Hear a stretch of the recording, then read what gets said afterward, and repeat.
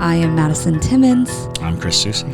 And we're paranormal specialists who live in the most haunted city on earth, Savannah, Georgia. Every day is Halloween in our line of work, so join us as we spin true tales of haunts, murders, and disturbing Savannah history.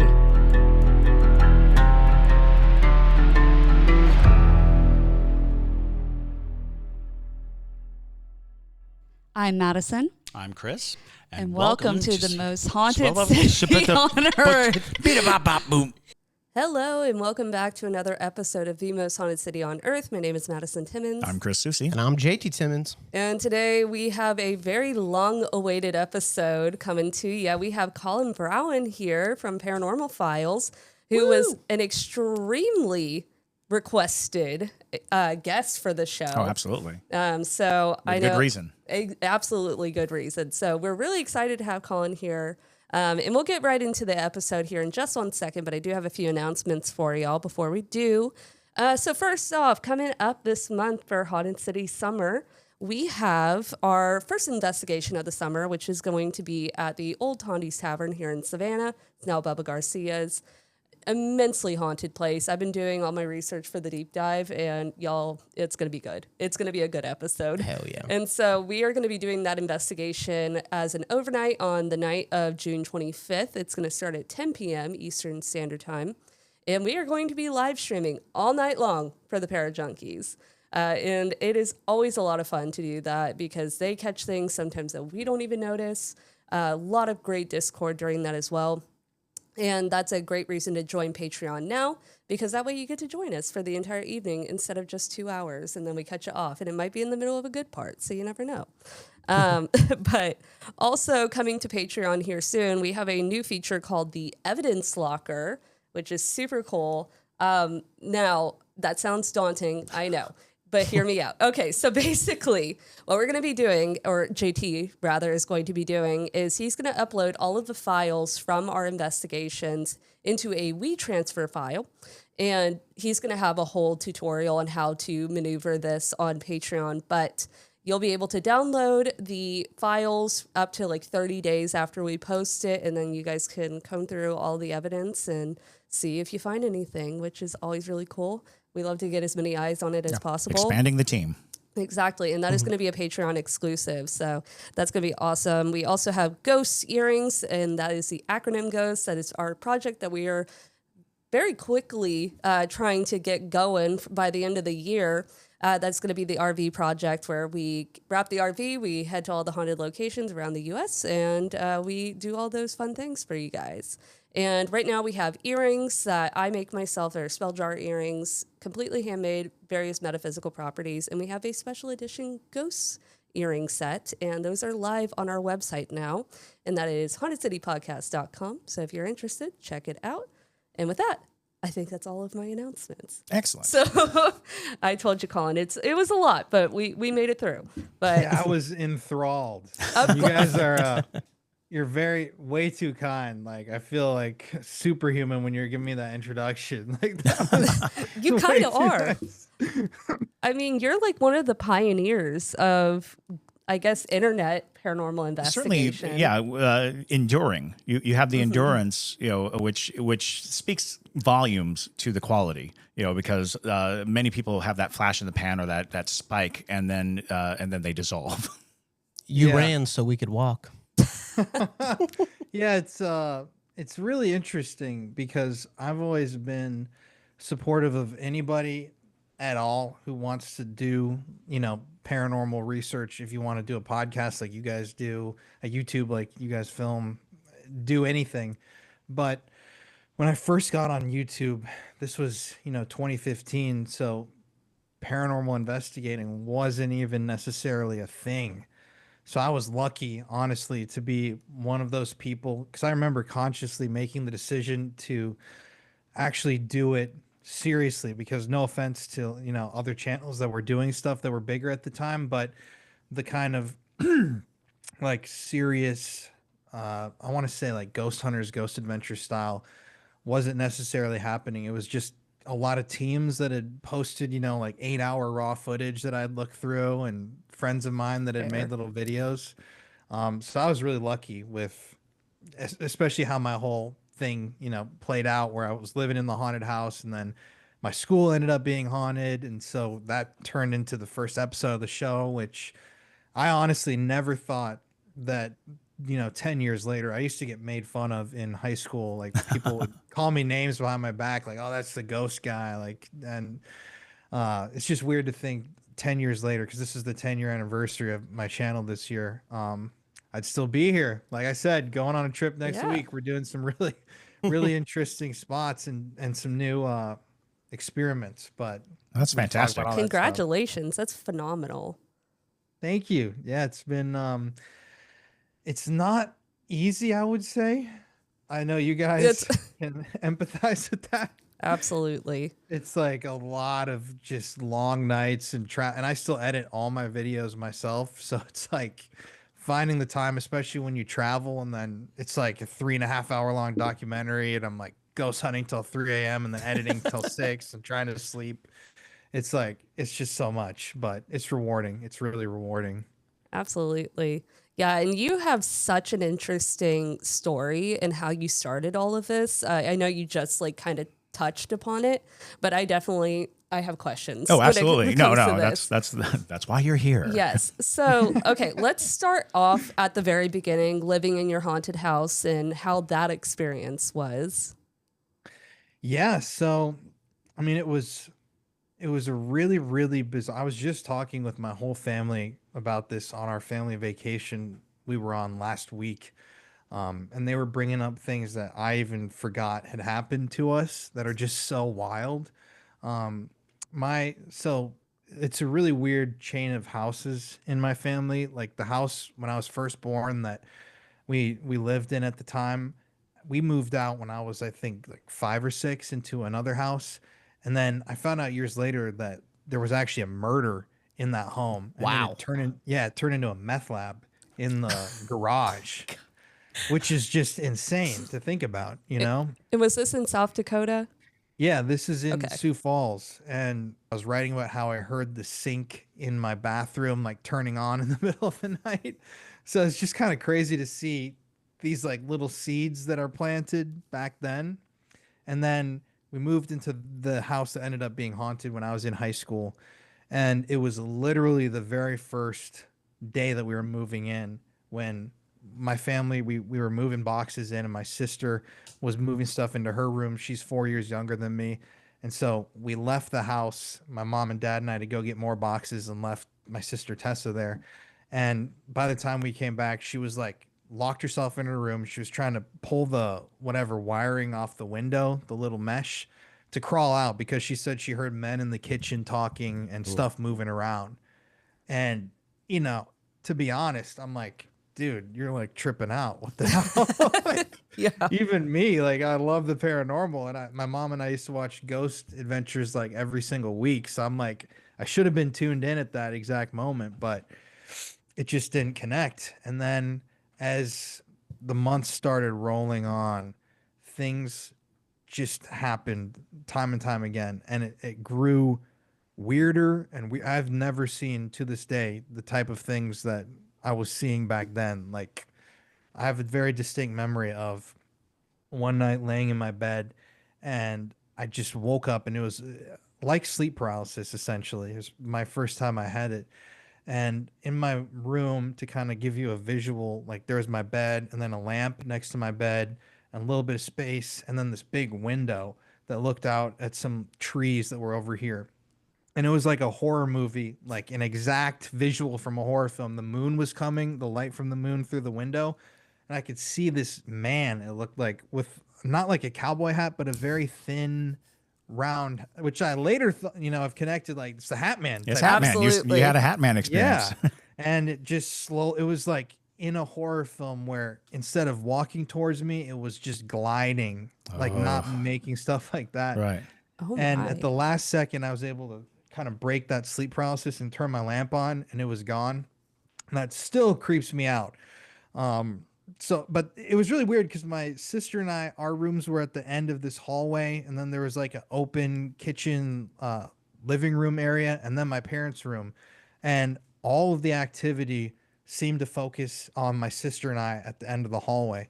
And she was even telling me the other day about, I don't even think she said this story in the documentary that I made, and I forgot that this happened. She had her laptop one night, it was completely dead, and it turned on by itself when it was shut and started playing like a creepy, she described it as a creepy kid song, like something that would be on YouTube. Oh, And when she wow. opened it up, it was off. And my sister is totally not like a paranormal person at all. Like that's kind of like my mom and dad and I. She's in like the fashion world and does her own thing. So when she has these experiences and like talks about them, I'm very much I believe her like 100%. And yeah, there's just so many little stories like that that were so wild. And long story short, because there's a lot that we could get into, but we had this family friend. Her name's Donna O'Day, and I've actually done a few videos with her. She's a psychic medium in Sioux Falls and like family friends. And she and these two other psychics that she was friends with came to our house and did this walkthrough cleansing room by room, talking to whatever was in there. And she felt like there was multiple spirits, didn't really know where they had come from. Um, and they did this cleansing, and apparently it worked. We lost all of our power in our house about an hour after they left. So it was really strange. And this was on my birthday, December 22nd. So I had all my friends over that night for like a slumber party. This was in high school. We were just playing video games. And at the middle of the night, we heard what sounded like a person just smashing their fist into the window downstairs. And it was so loud, it shook the house. And my parents came down and they're, you know, like, what the hell are you guys doing? Like, don't break anything. Like, what's going on? And we were all freaked out. Like, we don't know. We went outside. It was snowing at the time, looked out the windows. There were no birds. Like, that was another thing that used to happen in the house that is really strange. Like, birds would just smash into the windows constantly yeah. and die. So we even had deer. Like, I have these really graphic pictures that I can't obviously put on YouTube, but multiple times deer jumped over our fence in the back. This happened twice. And this, like, I don't know how to describe it, the wrought iron like spike Yeah. caught on the deer's leg both times, and it snapped the bone. And so we came home 2 different times, and there was just a dead deer, like blood everywhere that had died on the property. So just That's weirdness crazy. like that. Yeah, that's super weird. And yeah, they did the thing, the cleansing, and then the freakiest part was the next day for my birthday, we went to like one of my favorite restaurants for lunch on my actual birthday. I should have said that it was the day before my birthday when they did the cleansing. Then it's my birthday, but the birthday party was that night, so it's, you know. And the psychics were actually there at the restaurant eating lunch, and it was the most just bizarre feeling to see them. And then they walked over to us, and before we said anything to them, they said, did you guys have some sort of a noise at your house? I can't remember, like 2, 3, whatever time in the morning. And we're like, yes, we did. And they said that they had all met up because they had all experienced that in their home. So they were there talking about it. Wow. And I'm like, this is just mind blowing shit. And so at the end of the day, it did calm down, but it really didn't go away. Like, some of the more freaky experiences actually came after they did this cleansing. Like, we had one time when I was on the phone with someone in my room, home alone, and I heard a baby cry literally right next to me in my bed. And then coming home, my mom and sister were in that open living room kitchen area, and they heard a baby cry like from the downstairs echo up. And so they told me about it, and I'm like, oh my God, I actually had that exact same thing happen to me. And then once again, like some sort of a movie, my dad at the end of work that day walked in through the garage and made some kind of just offhand comment like, do you guys leave like a baby doll on out there or something? I just heard like a doll go.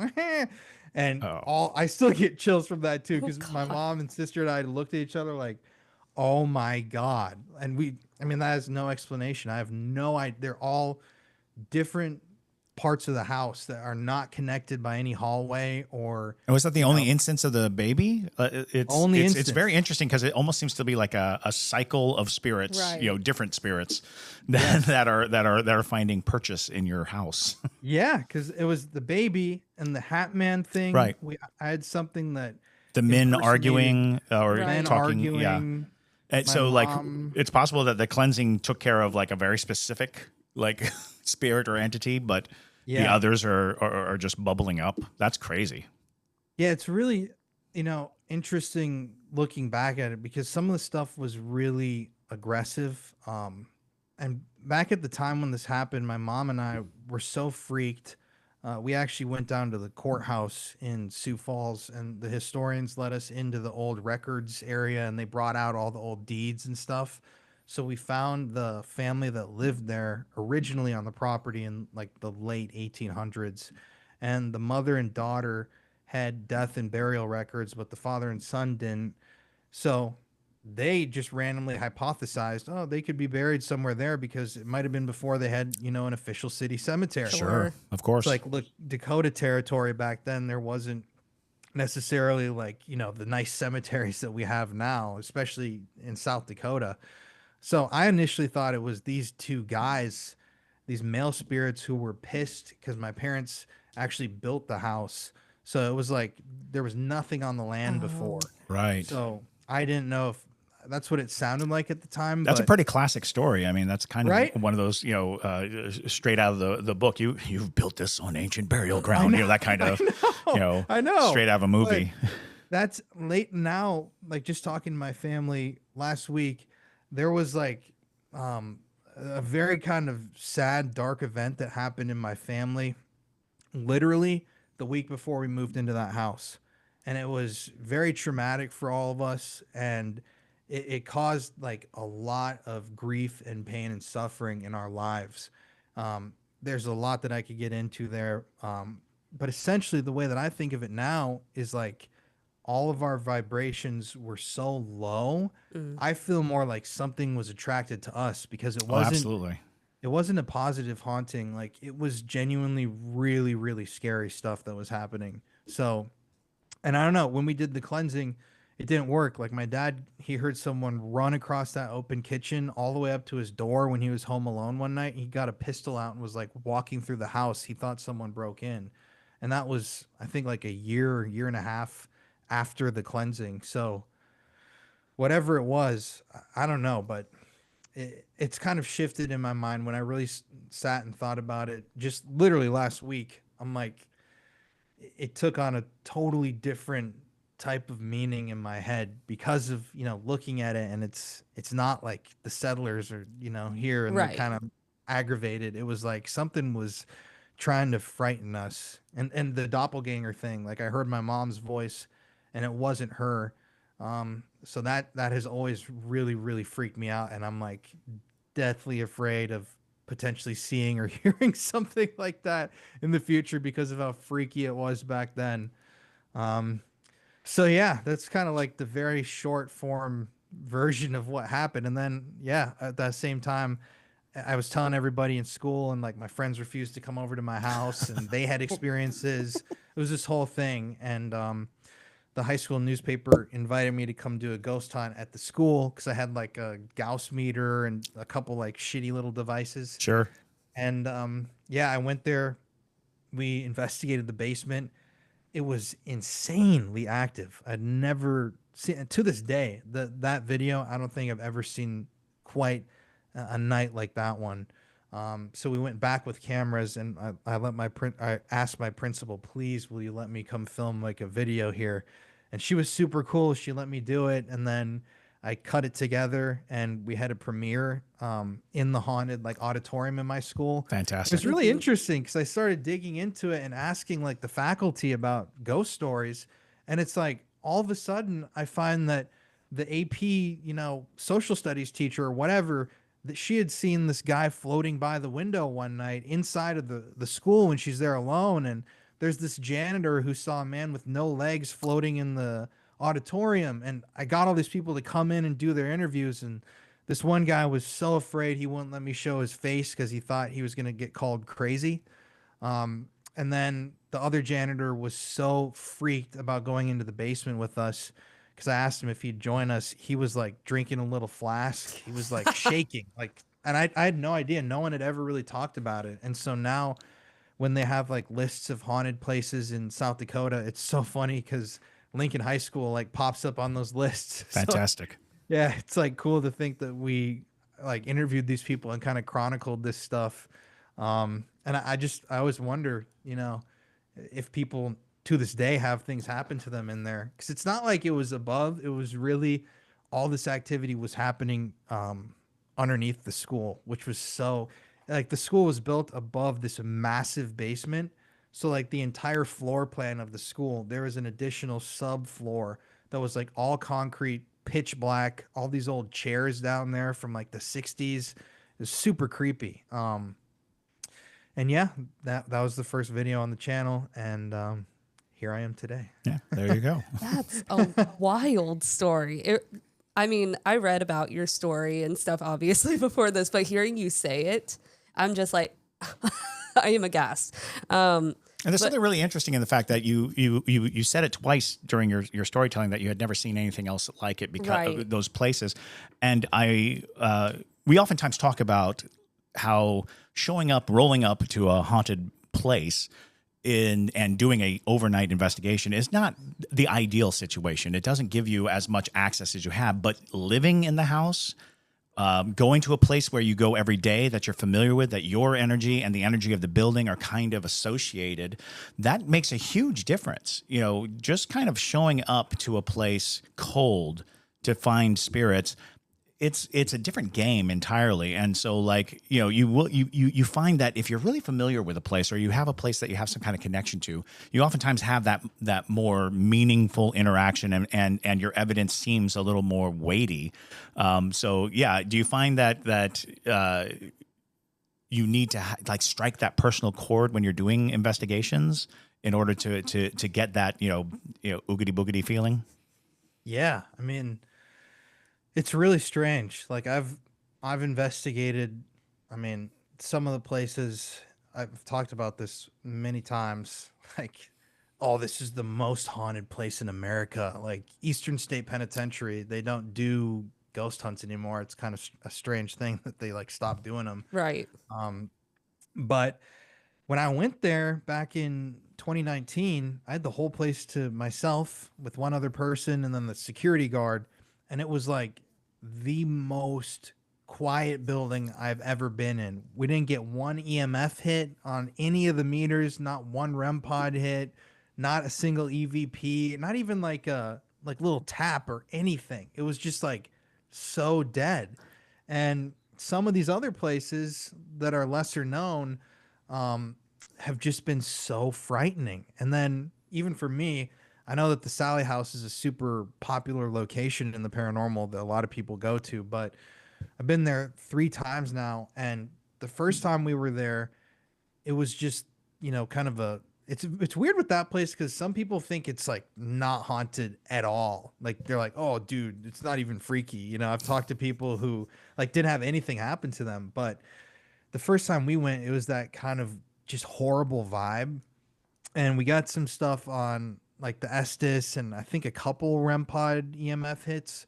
But then the second time when we went back, after we had all had these weird dreams after the investigation, we had a completely different night where it was like making fun of my dad with some of the responses that we captured to the point where he like started crying. Like he broke down because these responses, they were really relevant with my aunt who died. And it just sounded like they were like, Ooh. alluding to my aunt being in hell, which is so crazy. And we obviously had a crazy investigation that whole night. And when we went back the third time, it was like a month before I went to rehab. So my energy was like completely chaotic and very just like a negative presence over me of battling addiction. And it was so wild. This time it was physical. So we had ping pong balls and like different balls of different shapes set up on the stairs. And we had, I think, 3 of them knock off at different times. Wow. Like 20, 30 minutes apart. And just all these different things happened. So in that case, I feel like it was kind of a relationship with the location where each time we went back, it got heavier in a way. Sure. Were you going with different people or was it the same team every time? The only one that was different was the first time we went, we had Courtney, my wife, with me. And then the last time we had Courtney's brother Connor, who is like, a full part of the channel now. It was kind of when he was like just starting out with us. So Yeah, because I oftentimes wonder about that as well. Is like, when you form a team, when you have people who kind of rely on each other in those circumstances, those situations, those kinds of bonds must also have some kind of resonance when you go into these haunted places. Because I have a lot of theories about like those really super popular over investigated spaces where the spirits are kind of placated by their reputation.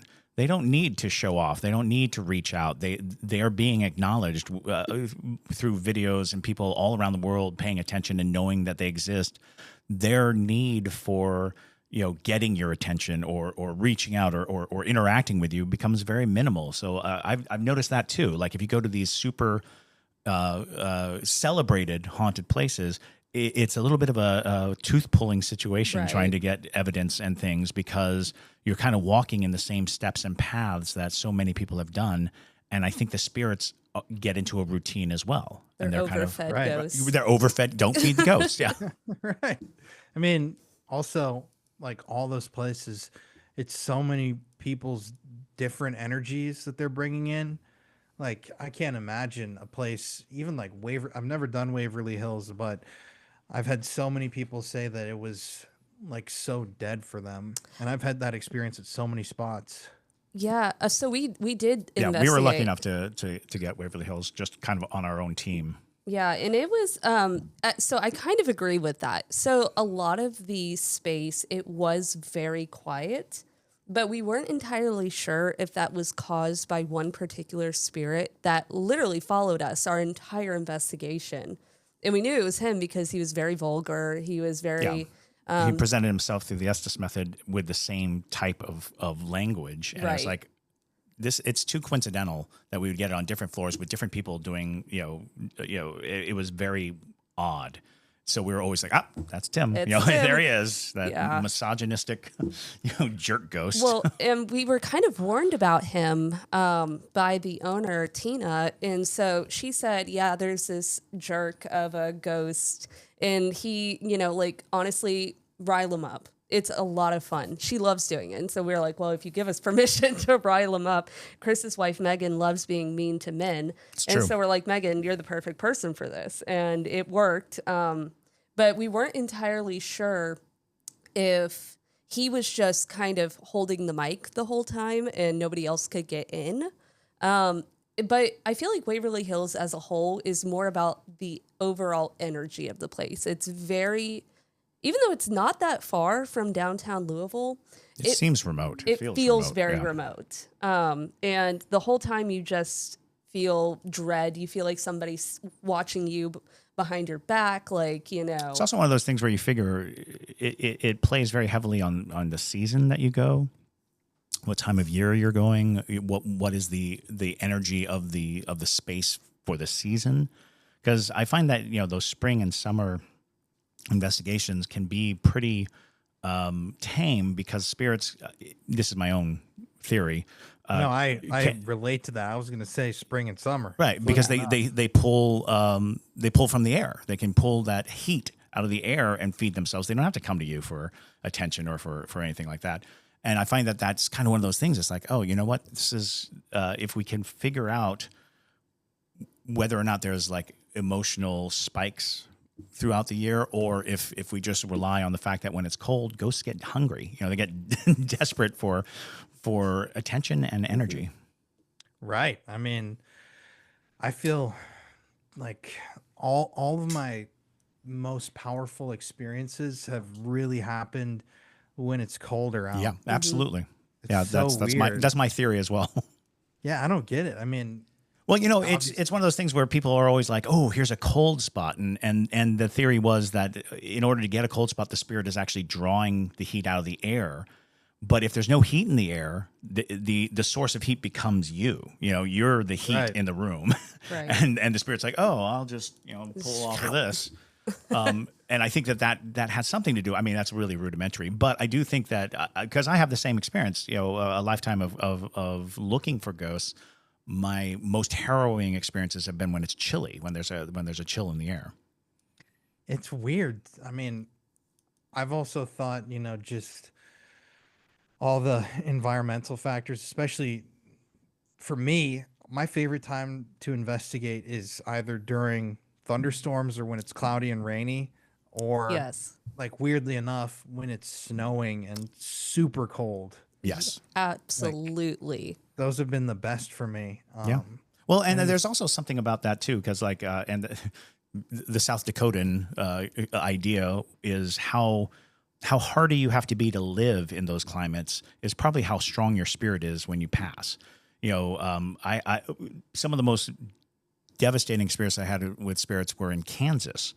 And it was like during that, harsh winters, harsh, bitter colds. And it was like when people were surviving here, they were using every bit of their energy to stay alive. So it makes sense that the spirits use every bit of their energy to be present.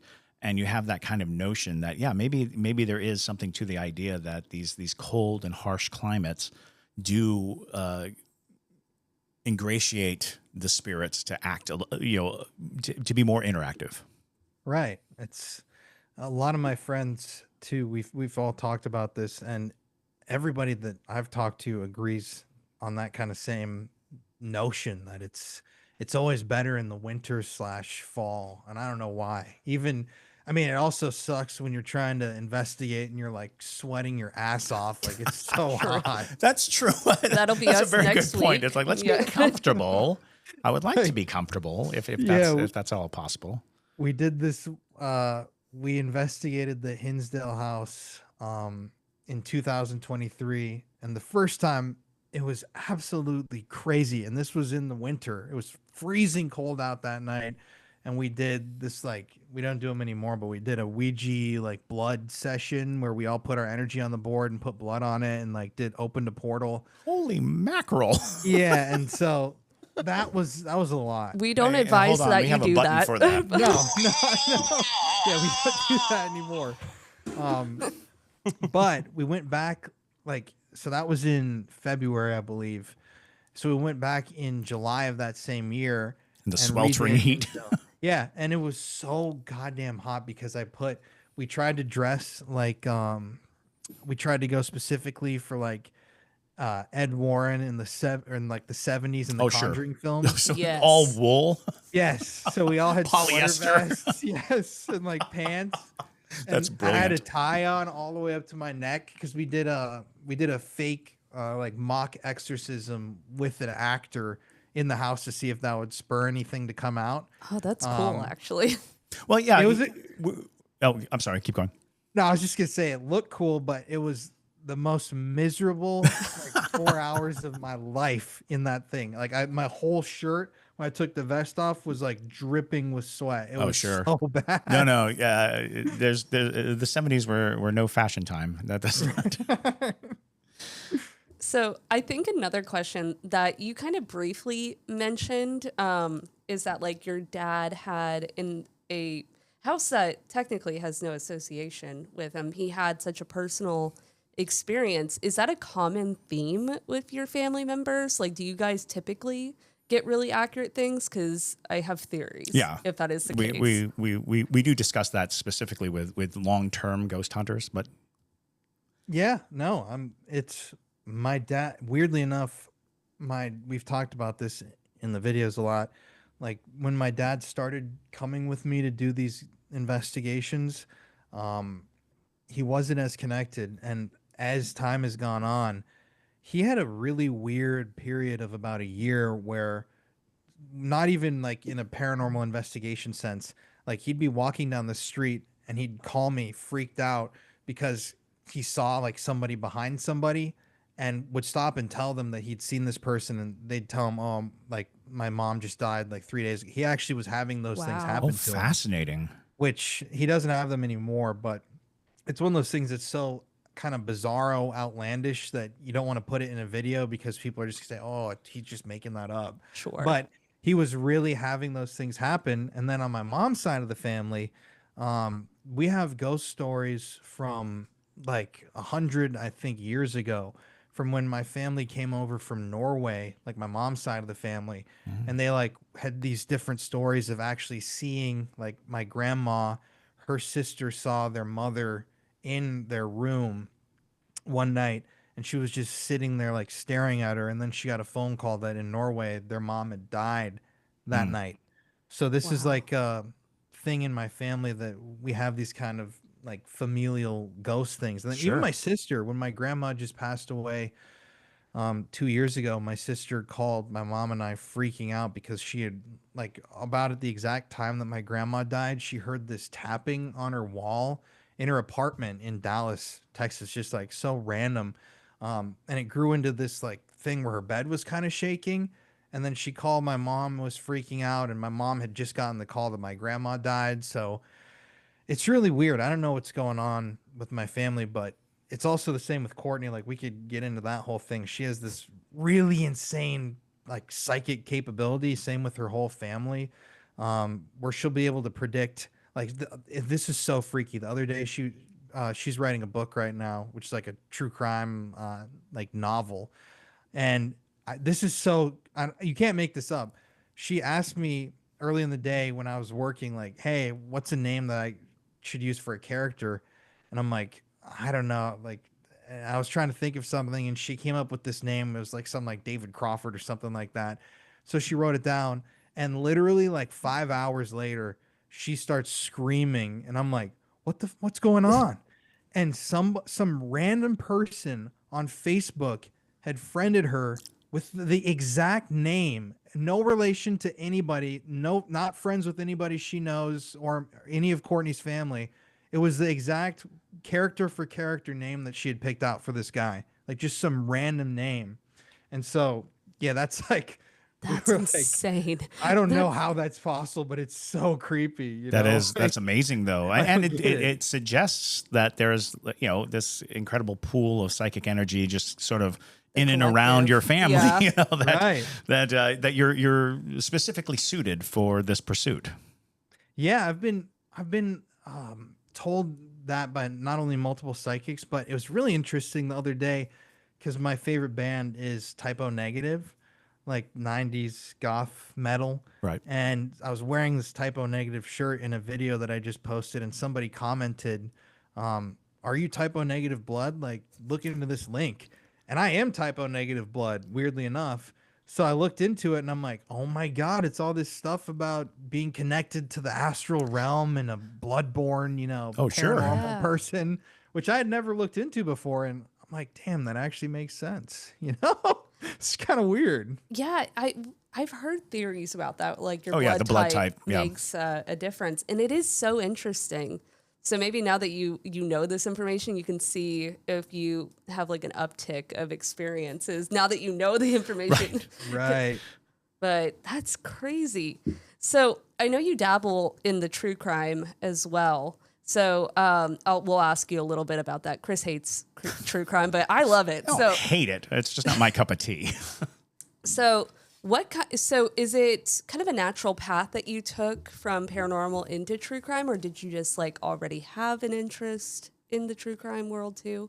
Yeah, I've always been like really into, I mean, I'm at the end of the day, I'm a huge history nerd. So that's like, I just read constantly, and I'm always reading about whatever the history of this location, then reading about this criminal story. And it was like that for years. And so when Courtney and I met and then got engaged, she was listening to true crime podcasts all the time. And I'm just like, I have all this podcast gear because I tried to start a paranormal podcast and it just failed. It was like no one listened, and I gave up after 5 episodes. So I was like, I have all this gear. We should just do a show.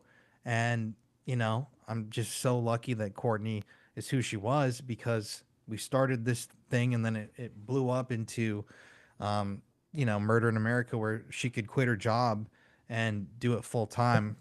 And yeah, like my investigations specifically, I've always gone for true crime related places as kind of like passion projects.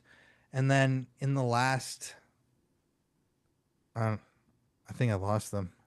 No, we're here. No, we're here. Oh, Sorry. My screen just froze.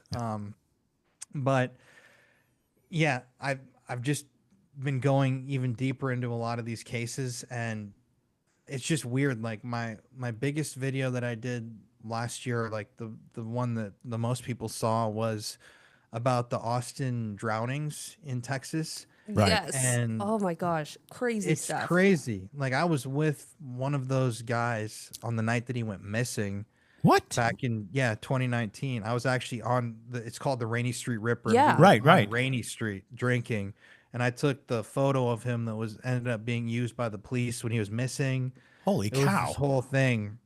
And so yeah, I had this like personal connection. And then also when it comes to Courtney, it's kind of insane. Like she was also meant to be doing this because her great great grandmother murdered her great great grandfather with an axe, and her name was Lizzie. So Oh. it's just like, Oh. it's just weird kind of It was connections. that we predestined. have. I know. Oh my Um, god. So yeah, the Rainy Street Ripper thing has been crazy. Like in the last couple of weeks, I've been reached out to by tons of news agencies. I don't know if like Yeah. APD is making, they're gonna actually say something about it. They I must hope be. so. It's been boiling for so long that they have to make a comment at the very least, right? Yeah, Right. yeah. Well, yeah, I mean, the way they've been going about it is so lame. I'm just like, you can't say that a bunch of men who were last seen on the same street, who are around the same age, all just mysteriously die in the same lake. That's not how life works. That's crazy. Yeah, and it's interesting because it is one of those. Because I learned all about that in social media. It was entirely a groundswell of people on the street going, "This is happening, people. Yeah. This is what's going on. These are the people. These are the victims." And it was like, how interesting that we live in a time and day when the citizen detective or the citizen journalist is getting more sway and more action than the people we're relying on. I know. It's so, I mean, when that happened, all of us knew right away that something was really wrong. And back then, it was before necessarily there was this big string of, clusters that keep happening of men that are missing and then end up in the river.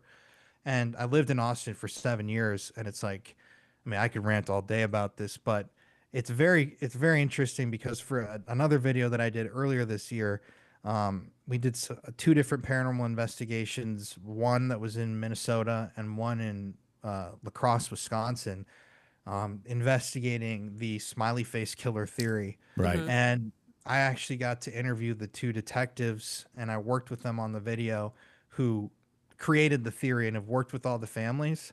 And the cluster, like specifically when it comes to La Crosse, Wisconsin, I've been telling like any reporter essentially that has called me, I tell them, if you write about one thing in your story, just write about, how similar these things that are happening in Austin are to what already happened in La Crosse, because it's the same things where it's these young men, they're the same age, dying the same ways with these weird inconsistencies. The parents are saying this wasn't accidental. This wasn't a suicide. Like he's got contusions here and broken bones and something's missing. And they just get ignored. And then, as time goes on, people just kind of forget about it. It's like, especially in Austin, I mean, they're not letting them forget about it in Austin, but it's one of those things where, if the police don't acknowledge that at least something's happening, it'll just fade away. And all these families are kind of left with, well, what the hell? Like no one Right. listened to me. Well, and it's so interesting too because after JT and I went to Austin last year, we like really did a deep dive into all of this, and I saw on Reddit a bartender who works on Rainy Street say that they had a person come up to their bar, and it was like super dead because it was like a random like Tuesday night or something, and the person said, "Yeah, I've just been out here killing insert gay slur," and I'm like, how do the police get this information and say, we're not going to look into that? That's just, I don't know. It's Yeah, there are so many stories like that too. Just in that case of people that have seen this one weird thing and they try to tell someone about it and it's just like, the thing just disappears. Or even like on Rainy, on the night that Martin Gutierrez, one of the main kind of people that they think was killed by this person or group, it's like security camera footage goes missing and things are glitching and not working. So it's it does become very conspiratorial, Right. because you're like, how can this happen at such a scale without there being some compliance from, multiple players. It's a terrifying, aspect to really consider, but it's also one that I think is rearing its head because there's all this notion that this type of activity might actually be a lot longer and a lot more,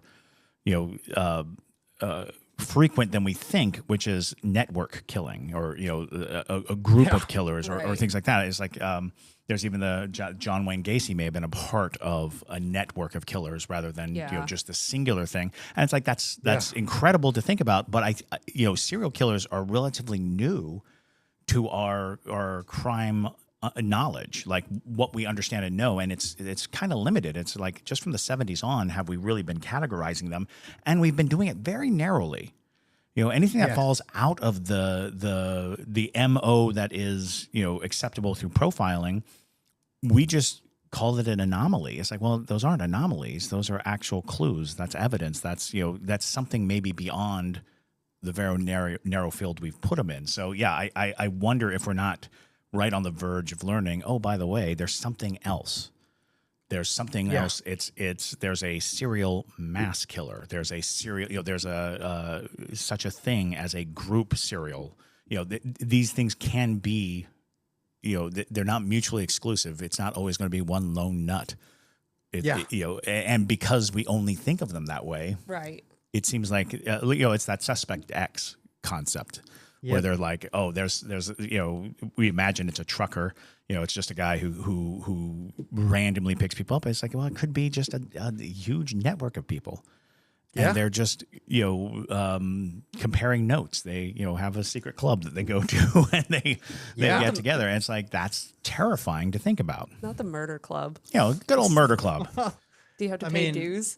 That's like my when it comes to true crime, a huge thing that I've been like digging into for the past year and a half, and I've been doing this on TikTok for years, so it's not like a new kind of thing for me, but is specifically child abuse rings. Oh yeah, and absolutely. It is like this project that I was in India for. We were actually tracking this guy. We had a whole crew. This is like a documentary series that we filmed, and my good friend who's a published true crime author has been like writing this whole thing as a book and researching. We've been working on this project since January, and it's like on paper in the United States, this guy is seen as, kind of a lone wolf who operated this smaller network in America. But we went to Amsterdam, Germany, and then India, and interviewed tons of people that this guy actually, he escaped America, essentially. He had this island in Michigan, and when the FBI was cracking down on him, somebody called him and tipped him off. He was a billionaire, and he flew off of this private island, and that's officially where the story ends. Like, he just got away, and he didn't hurt anybody else. But we've uncovered like a incredibly vast network of criminal connections in Europe, where he was actually really good friends with a politician, and we have photographs of him in India, and I'm sitting there in India in the small village of Malbazar, which is like the middle of nowhere in India, interviewing kids that were actually molested by this guy.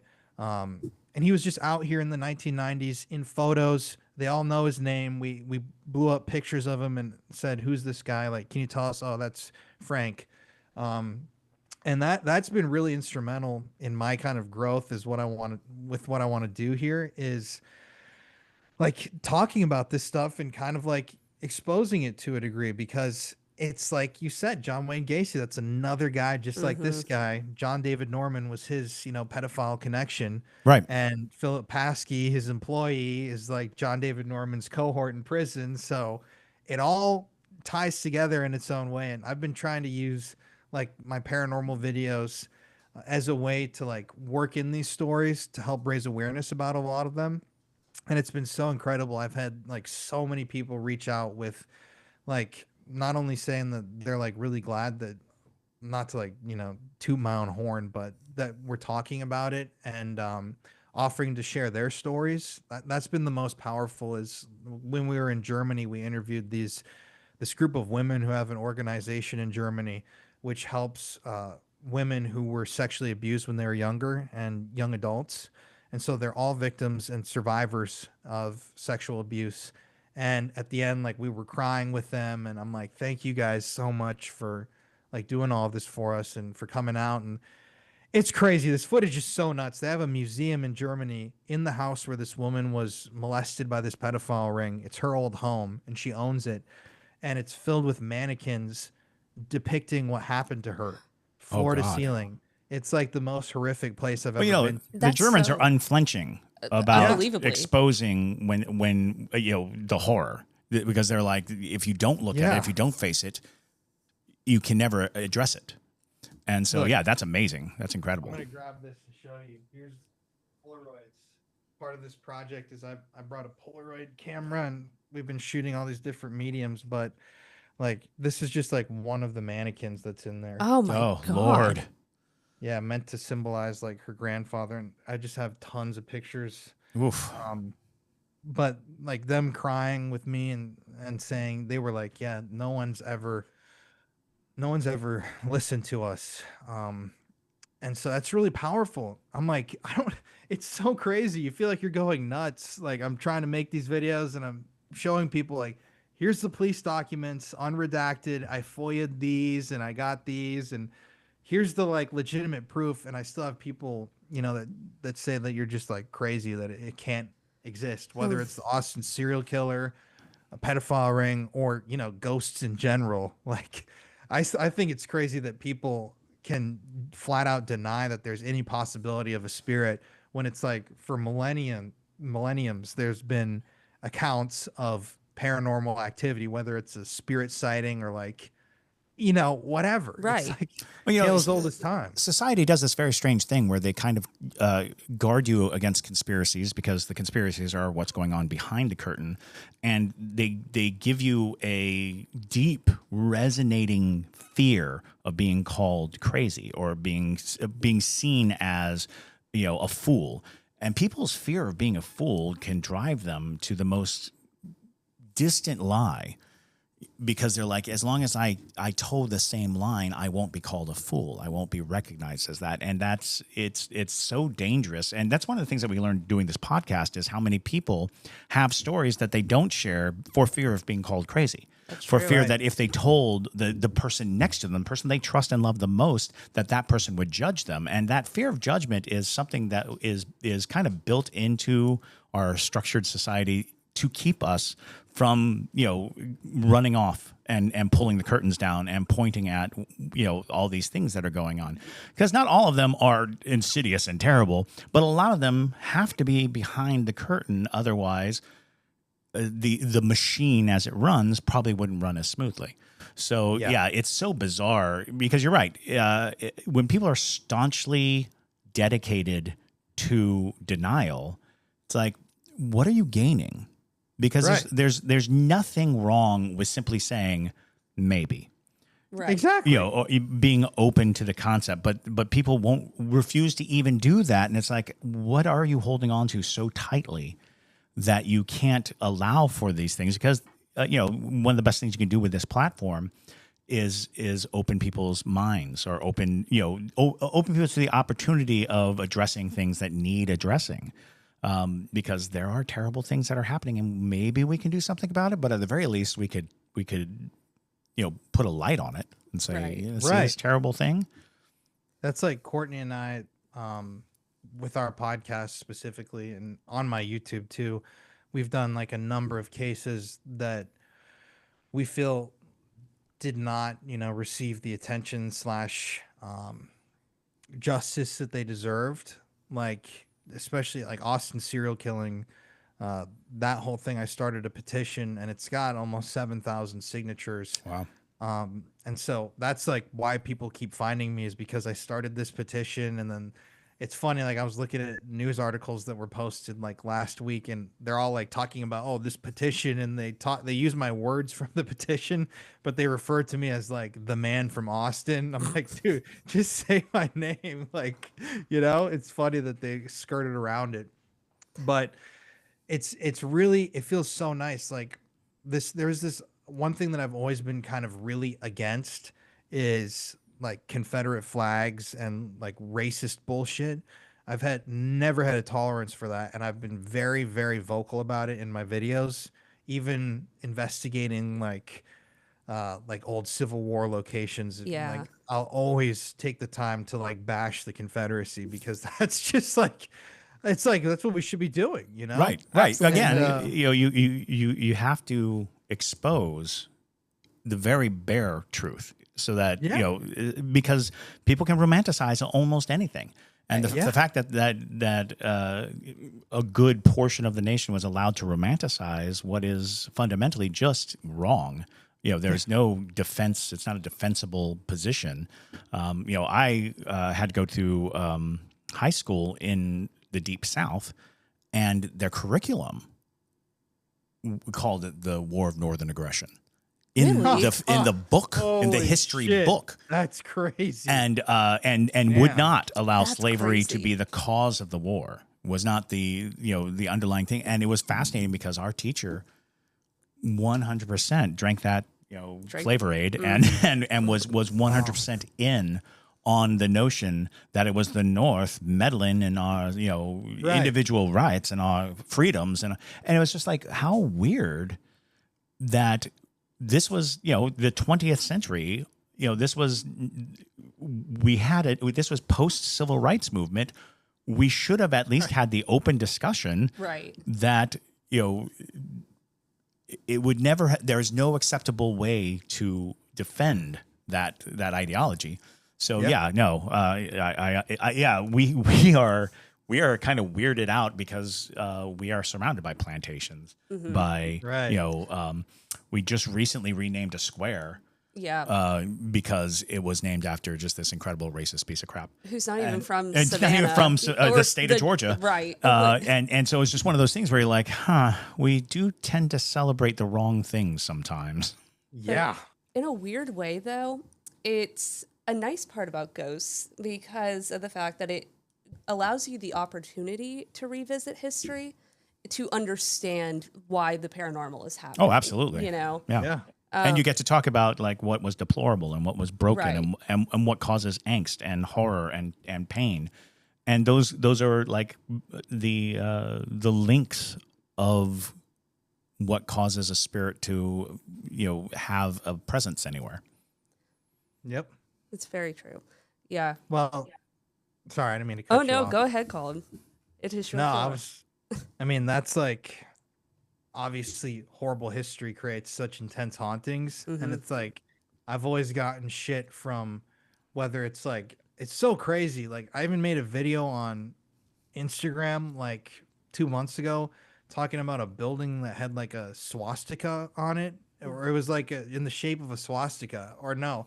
That one was crazy too, but this other one was about this guy. When I was in Wisconsin filming paranormal investigation of the old Baraboo Inn, which is a super cool place. Like years ago, this guy was telling me, because I was editing the video like 2 months ago of the footage from back then, and this guy was telling us about this abandoned Hitler museum in rural Wisconsin that was actually created by a Nazi who came from Germany. And so like I made this TikTok and I'm like, dude, this is like the craziest shit. And I was like going through the story, like, I can't believe this happened. And it's like so insane, like 5,000-6,000 comments, and they're all like, dude, he did no wrong. Like, why are you bashing this innocent guy? And I'm like, oh my God. I always somehow I end up fighting like Confederates and freaking Nazis in my comments. Like, Yeah, well, I and don't that's know how. It's the joy of TikTok. the most bizarre thing. I never thought that my innate hatred of Nazis would ever come in handy. Like I was like, well, it seems like a waste of hate to be angry at Nazis. No. Apparently Turns it's not. out you should probably You gotta be hold on vocal about to. it. Yeah, Yeah. you should keep a healthy hatred. You can exercise it if you need to. Yeah. So that's, I mean, it's to go back to like the historical thing. It was really cool because a few years ago we did, I was doing a series on like lynchings and crimes against Black people in Texas specifically back in the 40s and 50s. And like, there was one town that I filmed that it's actually right near the Haunted Hill House in Texas. And I worked with like somebody there at the Hill House who got me access to this courthouse in this town. And I actually had the judge. This courthouse is supposed to be haunted, and the judge was giving us a personal tour of the courthouse. It was closed, and he's like walking us around, crawling up in this attic, talking about this history, like crouching in the like woodwork. And then at the very end, in an offhanded comment, he said to us like, "Oh yeah, and then there was this lynching here, and they cut the men down and put their bodies in this well, and yeah, you know, the thing is they just paved the road over it, so it's actually right there." And you know, I'm like, "What? Like, there's no monument to these people?" No. So I'm That's like, insane. yeah, I thought he was lying or like just making something up to, you know, Right, for the ghost give us a story. little Yeah. thing. And so I asked another worker who was there, like, "Is it true that there's bodies under the road right there?" "Oh yeah, you mean the 3 people that were lynched?" And she's like going on and on about it. And there's a Confederate memorial right next to it because it's town square in Texas. And no marking that these 3 men who were murdered are actually their corpses, according to them, are there. And so I started a little campaign. Like, I was on TikTok and I talked about it in my video. Then I get a call saying that the actual judge of this county needs me to shut up about it because like says he's getting threatened by somebody, and it turns into this whole thing. And I didn't delete the video because I'm like, there's no way that that's true, and nothing ever happened.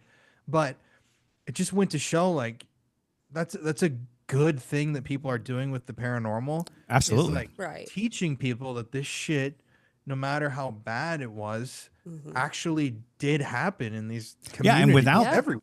without that recognition, you're only going to agitate those spirits more. You're only going to have that's true. more damage, more psychic and spiritual damage. And it's so bizarre that we live in a time when we can't simply say, "Yeah, that was bad." Yeah. You know, how hard is it to just say, "Yeah, that Yeah, was really bad." bad. Let's You know, not do that again. Not going to do it again.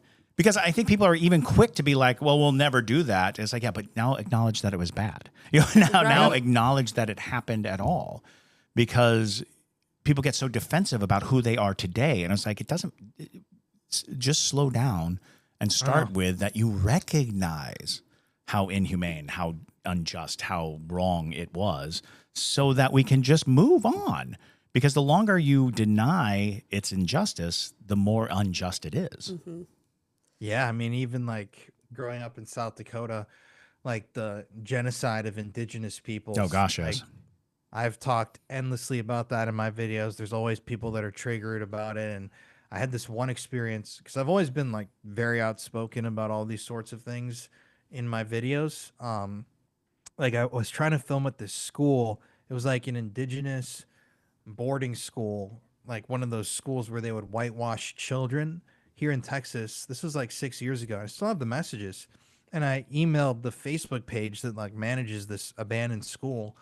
I'm like, "Yeah, I'd love to film here." And they're like, "Oh yeah, tell me about what you'd like to film." So I sent them like a paragraph talking about how I want to kind of talk about this history where these children were essentially kidnapped, brutalized, like whitewashed, a lot of times slaughtered and buried in these unmarked graves, and like kind of teach people about this real history. And she sent me back this message like, "You have no idea how savage these people were, and sometimes they deserved it." And it's like, oh my God, you're actually sending me this message when I just told you my feelings about this? So that just shows me like that those sentiments, sadly, are still out there. And I'm like, Oh, absolutely. Well, and because people grow up in these little echo chambers, yeah, you know, and that, and unfortunately, the media has not really helped us until, you know, the last 20 years, I suppose. There's been more of a representation, but it's a tricky game, you know, because people are like, well, we have a specific culture that we've actually cultivated over the last 200 plus years, and it is exclusive, you know, and if you were to, you know, topple that exclusivity, you're going to find out that there was a lot of ugliness and there was a lot of injustice, and then people are going to be uncomfortable with the positions they have, and you don't want to make people uncomfortable. So yeah, it's ugh. Blech. Well, one good thing to state here is that when I was doing that lynching project that I was working on, I came across a story in Waco, Texas. I mean, it's not good. Like, the story is horrible. It's called the Waco Horror, and this poor guy was accused of a crime. His genitals were cut off. He was burned while he was hanging. People took parts of his body and sold them as souvenirs. Could not believe that I'd never heard of this. And so I tried, like Courtney and I did an episode and talked about it on Murder in America, and I tried to blast it out on like TikTok, and some of my videos got really decent views, and we started a petition, and it got, I can't remember, like 8,000 signatures, something like that. And it kind of just went away, but it got sent to like the historical board and all those agencies that I looked up where it would have to go to. And then I saw that a year afterwards, no one ever told me this, but they actually did end up putting a historical marker there to memorialize this guy and this That's event. fantastic. That's great. That is Yeah, incredible. I don't know if I had anything to do with it, but it was just one of those things where, you know, I really care about these stories. And so to put your heart into trying to help somebody out, or like a spirit that, you know, has never been recognized, and then to see that at least, even if it wasn't me that played a part in it, like they did something. But you were positive here. participating. You know, Yeah, that's important to acknowledge, because it's like, it's not about taking credit. It's about working at the goal. And however the goal is achieved, you were working on it. You were working towards it, and that's, you know, that's highly commendable. And you know, there's so many times when what we want to say, when we want to go out into the middle of the street and, you know, bang a drum and scream, we oftentimes don't, simply because there's a lot of inconveniences to it. You know, we find ourselves, oh well, you know, I'm going to have to fight off, you know, the throngs of internet, you know, trolls and all these things, and I just don't feel like it. I don't want to wake up tomorrow morning to 1,000 angry racists. I'm Nazis. Or Nazis. I was telling Courtney, I'm like, I can't believe I'm actually fighting Nazis. I know, Indiana Jones. Like, what the hell's going on? This is so weird, dude. Yeah. Ugh. Well, y'all, on that note, we are out of time. Well, actually, we're gonna do the Q&A. Like, I know we were talking about doing the fix afterwards. Yeah. We'll just do the Q&A right now. Oh, okay, great. Because I have all the questions and we're ready to go. Sounds Excellent. good. Cool, So, cool. JT, go ahead. Yeah. So, Colin, Pair Junkies asked a few questions, and so I selected out of those a few to ask you. Frenchie asks, what do you use or perform for protection before and or after visits / investigations? Ooh. Honestly, I do not do anything specific. Okay. I just focus on keeping a positive energy, kind of mentally and physically. Like, I went through a very, very powerful thing in rehab when I was there. It was like the most spiritual experience that I've ever had, where I was conceptualizing what I thought a higher power was, and I never like tended to believe in one, and I was kind of very anti that, and in ways I still am, but the higher power and like God thing, I had this experience where I wrote down in this journal that it was a butterfly the first day I was in rehab, and I had seen it during this hour-long meditation, and then when I was leaving rehab, the very last day, a butterfly flew out and landed on my shirt when I was walking to leave. Oh, wow. That's was- wonderful. Yeah, and so that's why Courtney and I went and got matching butterfly tattoos. There you go. Nice. That's so So- cool.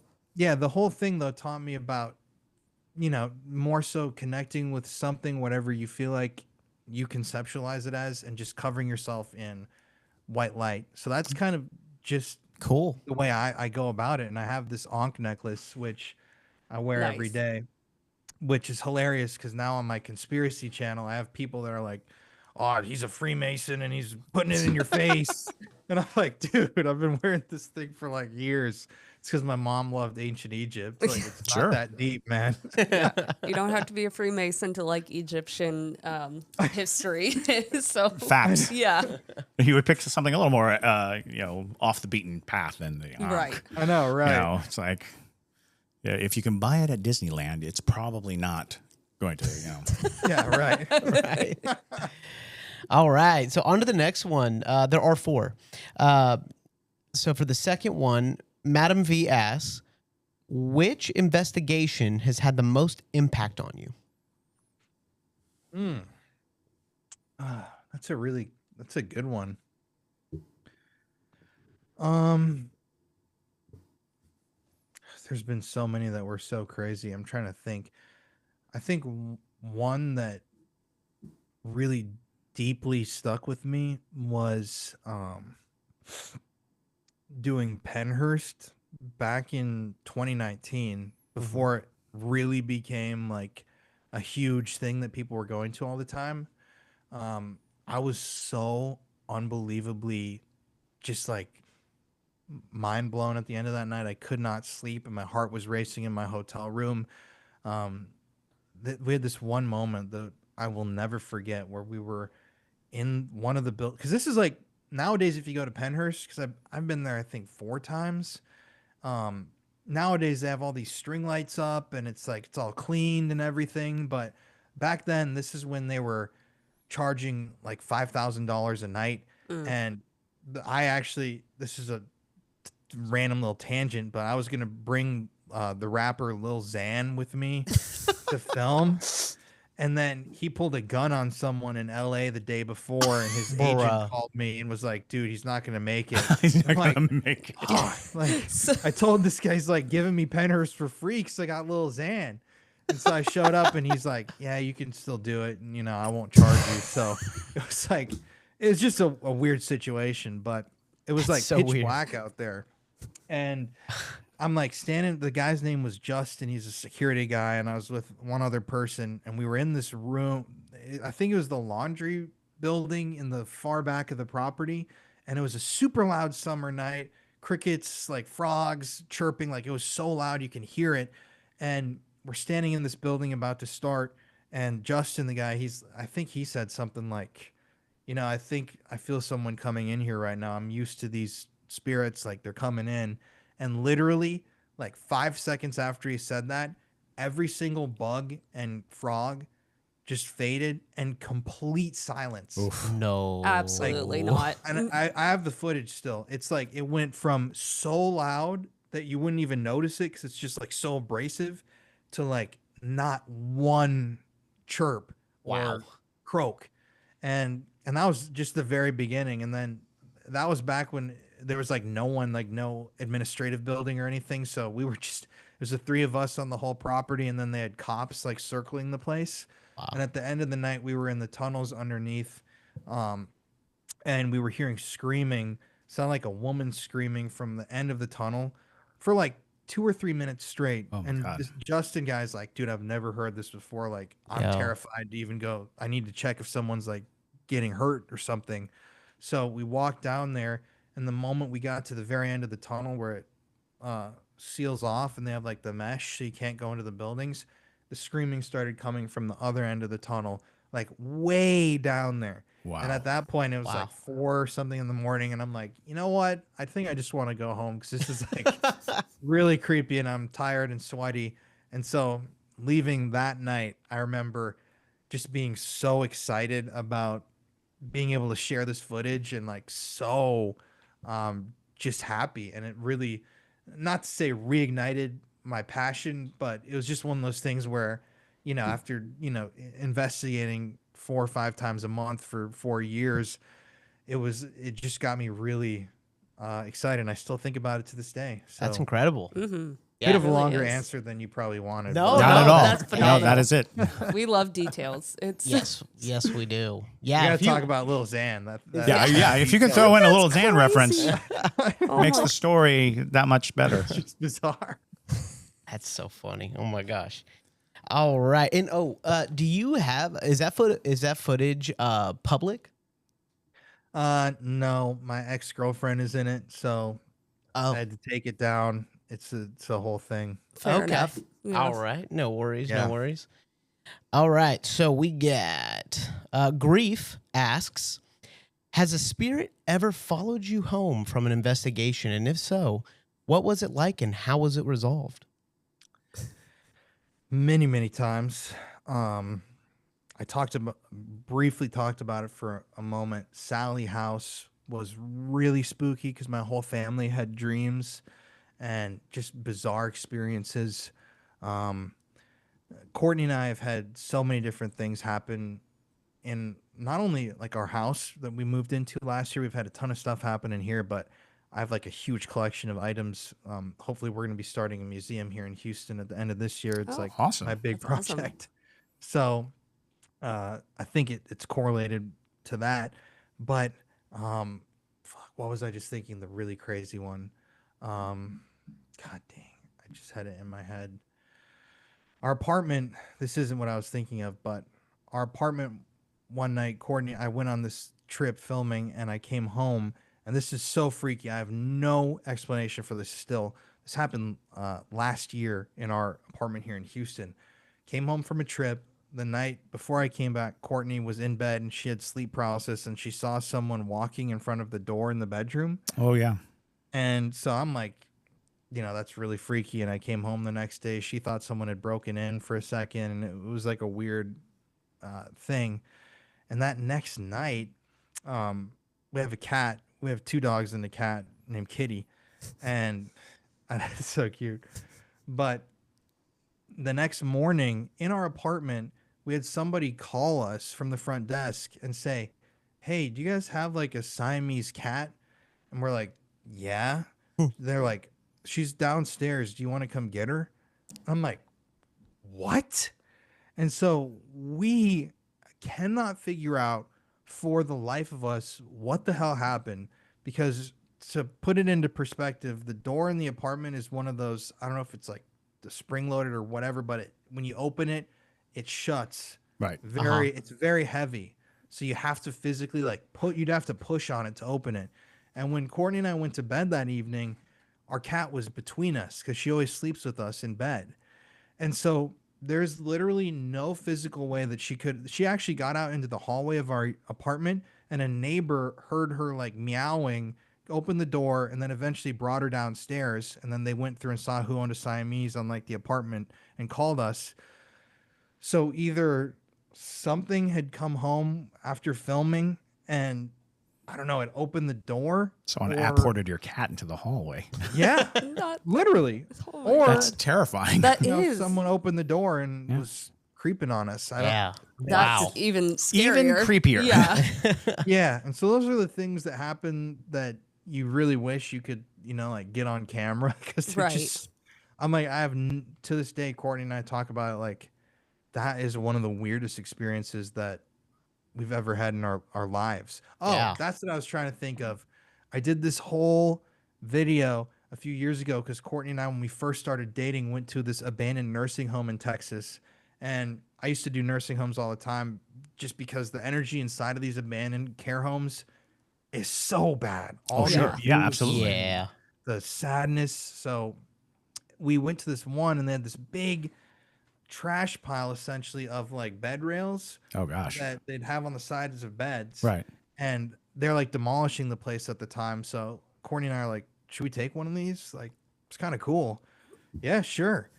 So we took it, and something that was the most insane decision, because we started to have things happen in our apartment. I went to LA to be a part of this event on the Queen Mary before Halloween, and Courtney was home alone for the very first time in my apartment because she moved in with me.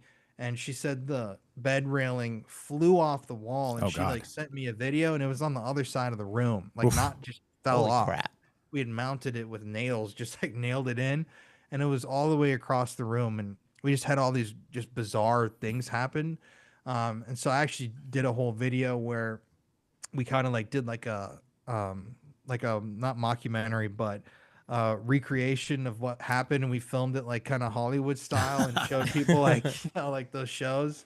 And then at the end we brought back the railing, and it stopped. So Sure. Wow. that was really, really, really bizarre, because I have a lot, like I have some of my items that I have right now are from like this one Ed and Lorraine Warren case. Like it's this pendant that these people that bought from this family, and they said that this independent psychic said that there's like the most powerful demon that they've ever dealt with sealed inside of this pendant, and it's like in the photos of the exorcism they have. I have copies of all this stuff. Wow. But nothing crazy. No demons in my house. but that damn bed railing, it was like Yeah. Bed railing will do it. Yep. That's Yeah. creepy. craziest thing I've ever experienced. That's not the first time I've heard that happen to people either. Oh yeah, though. the taking of souvenirs. Well, yeah. so there's the Telfair Academy nursing. Well, I guess Mary Telfair yeah, Hospital. Yeah, the Women's one on Hospital. Forsyth. Yeah, yeah. So they oftentimes will put big piles out on the sidewalk of just like things. People die, and they're like, we don't know what to do with this, and so they put it out there, which is already disturbing because they turned a old women's hospital into an elderly care facility. Yeah. facility. That's crazy. But yeah, I've like known multiple people who have like, they go like Dumpster diving, diving, and they, Yeah. especially as like broke college kids and stuff, and they take things home and they have just unbelievable experiences, very similar, like things flying, hearing noises, seeing figures standing at the foot of their bed, like until they get rid of the item, Yeah. it's gonna keep happening. So maybe that's a lesson learned. We don't take things from old people piles, but Old people. Files. You got a pile of old people. I'm just gonna grab one, drag it on home. All right. And Melissa asks, have you had any endearing paranormal experiences? We're going to end on a sweet softer note. note. On a sweet Yay. note. Yeah, I've had, I've had a lot of really positive, sometimes even really spiritual experiences, because a lot of something I'd like to kind of study more is, and like do videos about, are like paranormal experiments, because everybody, including myself, it's like, I feel like for the most part for my career, I've just gone to all these haunted locations, and like I've done a voodoo ritual with a priestess, and I've done the satanic, thing, been to a black mass and did all this stuff. But so many of these experiments are so interesting. Like I forget the word that they would use for like not like telepathy, but all these like kinetic paranormal experiments that they did in the 70s and 80s, like the Philip experiment. Oh, yeah, yes. That sort of a thing. did Like, I would The love to Project replicate that. Stargate. Project Stargate was one of them. Yes. Yeah, Yes. absolutely. Stuff like that. Yeah. I would love to try replicate, the conditions, and hopefully like in the museum that we're planning on opening, I want to have a room that's like just dedicated to that sort of a thing. That's That's hilarious. so We cool. so we just opened a paranormal museum here in Savannah. Really? Yes, and we Nice, have a congrats. room where we're talking about how we're going to approach it, and one of them was either doing oral photography or doing the old school like tone, where you go through the different tones that are supposed to attune yes, your abilities, yes. to sharpen your psychic abilities and things like that. And it's like, so we have this little booth, and it's like we made it soundproof so you can sit in there, and it's like a little weird sensory deprivation booth. But the concept being, put people in a place where they get to experiment or have experience in just, all these things that we've talked about. We have the Zener cards out for people to test their extrasensory perception. But there are lots of really interesting, like even just remote viewing, because there's like a certain frequencies that you can play that are supposed to help people like focus and remote view. And it's like we could set up a remote viewing booth and literally have someone writing something, putting it in an crazy. envelope, and then having someone else try to see what's in the envelope. That would be so cool. Yeah. Yeah, so Good when idea. you're getting up and ready, give us a call. And Yeah. Yeah, right. That'd be Let's fantastic. so I had one experience last year where my mom, on Mother's Day, we were investigating, and one of our devices, we all interpreted it actually said my grandmother's name, one of the devices, and it was like this weird sequence of words that really made sense to my mom, and so she started crying, and we all felt like it was my grandma coming through. We've had like experiences where it doesn't always have to be, obviously you guys know, scary. Like we've had nights where we're cracking jokes with the ghosts and the REM pod's going off, like it's laughing, like really fun experiences. And then I've had these weird, like I did this one video back in 2018 here. It was outside of Austin. I can't remember if I put it on like Craigslist or I found somebody, but this woman contacted me who said that she was in contact psychically with aliens. And I'm like, Oh, sounds very interesting. yeah, Yeah. yeah, So yeah, we yeah. drove out, and no, this shit was insane. She was super nice, but she lived in the rural hill country, like super grassy, out in the middle of nowhere in Texas. And I'm interviewing her, and she brings out these like drawings that she made of some of these aliens, and she's going through them, and they're so freaky, like bug eyes and elongated faces. And then there's this one, she pulls the card out and puts it behind, and it's these two really tall naked aliens, fully naked, like big packages. And I'm just like, oh my god, like she's really seeing these aliens. Like, this is crazy. Like, they're very detailed drawings. So She spent time. She with she the- she focused. She focused hard. Yeah, I it see. was not what I was expecting. But Wow. we did a ceremony, not a ceremony, but her thing that she did to connect to these beings. And it was like laying on a massage table and putting crystals all over her body and wearing these glasses, playing a frequency, and sat there for like over an hour just kind of watching and analyzing what happened. And we had some really bizarre EMF spikes that like whipped around the room to different devices. Oh, that's And then weird. at the very end, she had a crystal on her forehead that had been sitting, like a big heavy crystal, like not a little wobbly one. And she'd been sitting there for like 45 minutes, and on camera you could actually see the crystal just go, like someone hit the top of it and just fell off her onto the ground. Huh. She wasn't moving. It just like it's like someone flicked it. And I walked away from that just thinking, holy shit, did we just talk to like a alien or something? Sure. It's totally possible. Very know what to strange make of radio that. device there, Yeah. but yeah. The new title So- for this episode is going to be Well Hung Aliens. Well hung. I mean, I could send you a photo from the video and you see what I mean.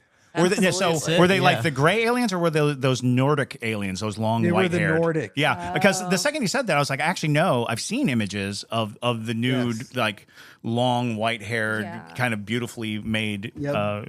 aliens. I'm like, it's so fascinating when you see all of these comparisons in different cultures too, in different regions, and they're like, yeah, you get the little gray ones, you get the reptilian ones, and then you get these Massive romance Nordics. Yeah. novel cover boys who show up. Yeah, it was really interesting. I feel like last thing I'll say is on YouTube, especially, a lot of people, leave I see comments and I respond to people all the time when I can, saying like, the paranormal is not all scary and bad, right? And I'm like, I agree with you, Yeah. because we have a lot of videos where it isn't scary and all bad. But at the same time, like when I'm going out to film and investigate these places, I don't know about you guys, but I always tend to try and pick the places with the darkest history, Yeah. and the Yep. like, this place is rumored to have a evil demon witch creature and whatever, because I want to experience that stuff. So it ends up turning into more videos skewed in that direction versus like happy hauntings, because that's just where you're choosing to go. And I've been to places that are like demon spots, and it's been nothing. It's Right. nothing's I mean, happened. the bottom line is it's just better story. It's a better Yeah, story it's because interesting. the kind ghosts are kind of pedestrian in story. They're very point A to point B. There's no intrigue in it. There's no, it's this person came and comforted me. This person came and gave me joy, enlightenment, and there's no question. There's not what happened here. It's always, it was my uncle, it was my grandmother, it was my loved one. And it's like that story is summed up so quickly and so easily that trying to, you don't have to pick it apart, and you can accept it at face value. But those dark stories, they're compelling because we don't want to be taken by surprise. We don't want to wake up in the middle of the night and have some dark, terrible thing, right upon us. And secondly, you have to examine it. You have to pull it apart because it's not clear. When there's some dark entity, it's not like, I know exactly what happened here. With these positive stories, it's you always know exactly that person loved you and is giving you love. That story is told in a sentence. Yeah, right. When you have the dark thing in the corner with red eyes growling in the middle of the night, There's a lot to unpack there. Right. Exactly. But Yeah, I used to think I really talked a lot of shit about like demons and the demonic, and I still don't necessarily believe in like demons, like horned creatures, but I've tried to explain to people when I say like demon, and I always say this in every video, I'm using it as kind of like a catch-all term that Yep. people understand, because I really do think it's like some sort of inhuman energy that's not from us. Like the way things have played out, and even specifically in my life, things off camera that have happened, it has definitely shaped me into believing more in something. I mean, after 10 years of investigating, it's like there's something out there that I literally have no idea what it is, but it feels horrible. It does these horrible things, and it's always like people always call it a demon or some sort of creature, and it has no explanation. But there's so many people that have had those experiences that it's like these people, including myself and probably you guys, We kind of lost you there for a second. there we go. Can you hear me? Yeah, Yes. we lost you for a second. Yeah. Right when I'm talking about demons. Yeah, Jesus. yeah, exactly. And we're literally like less than 20 feet away from like some very rotten energies. Yeah, so it's, some demonic, and we say that exact thing. We say it's a Yeah. catch-all term that it's something that you just understand. We're talking about a negative energy, an energy that might do damage or harm, and we're not even talking about evil, because evil is such a perceptive thing. It's just, it can do damage. And when we talk about it, when you say demon, people know instantly, oh, that's something that means me harm. It's like, good, because that gives you a base level of experience. But yeah, I generally don't go with the horned, red-skinned, fork-tongued, concept, the fallen angel storyline. Although I am well-versed in it, I don't subscribe to it, because I think that it is more of an energy situation. Yeah, I've seen lots of things that would lead me to believe that it isn't necessarily human, whether it's like dreams I've had or shadows that I've seen or like things that I've had thrown at me. That's not like a typical ghost. And I mean, we're way over time, but it's like I have so many thoughts about what ghosts are. And everything too, but it's just come like, back. Yeah, we'll talk again. Yeah, right. We could. literally. Yeah, we'd love to have you back anytime you want to be here. Absolutely. So, yeah. Yeah, you guys just let me know, because this was really fun. I Yeah, enjoyed yeah. it. No, it's always nice to unpack, Yes. and just have an open conversation. Totally. I'm sure you guys don't really talk about like Confederates and Nazis all the time either. So. Well, You'd we're be about surprised. we're about to talk about a slave owner that's like pretty gnarly next week. So yeah, Oh, it's shit. yeah. Yeah. Well, this is like the warm up before the Yeah. really Right, horrible exactly. This Yeah, is the next testing. week we're definitely going into the dark territory of slave trade. Yeah. But well, thank you so much, Colin. We really appreciate you taking the time to chat with us and answer some of the questions of the Para Junkies. I know that they definitely were very excited to ask questions as well. So we really appreciate you. But Yeah, thank you guys for having me on. It's always an honor to be able to go hang out with some people that also care about the same things. And yeah, I've actually never been to Savannah, so You gotta come. Yeah. I Gotta know. come. I've been planning a trip. Like that's one of my goals this year. Is my dad really wants to come? So Yeah, absolutely. later this year we'll actually be there. So We maybe know we of can a do haunted something. museum you can visit. Right. yes. All right. Maybe I'll have to come in and get some some inspiration. Yeah, Totally. absolutely. Definitely. And, totally selfish here, but if you want to put an object on display leading up to your opening, you can actually have a temporary exhibit here, and it'd be like coming soon to Hey, Houston. Houston. Yeah. Yeah, I have like so much stuff. It's I hard believe to- you absolutely.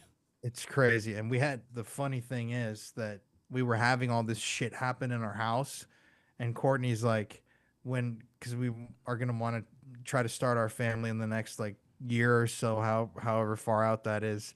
But she's like, if you if we're gonna start doing this, like, I don't want like some demonic, like evil ass energy in here. Yeah, my wife will not allow haunted objects in the house, and that's why we have a museum. That's there true. you go. She literally That's like exactly what no happened to haunted me. objects in the house, and so my shed was just full of haunted objects.